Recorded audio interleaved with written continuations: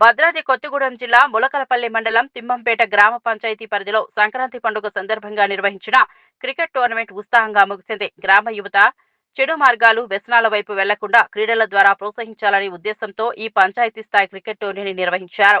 టోర్నమెంట్లో భాగంగా final match Thimmampeta జట్టు మరియు రాజీవ్ నగర్ కాలనీ జట్ల మధ్య హోరాహోరీగా సాగింది. క్రికెట్ గ్రౌండ్లో ఉత్కంఠభరితంగా సాగిన ఈ మ్యాచ్లో ఇరు జట్లు తమ ప్రతిభను ప్రదర్శించాయి.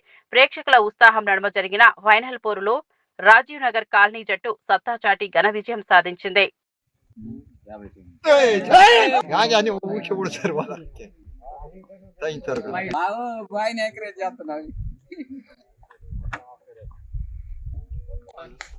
Gati buy mas काय वाढ कर दर को दर करा अरे ओए ये मारा नहीं ना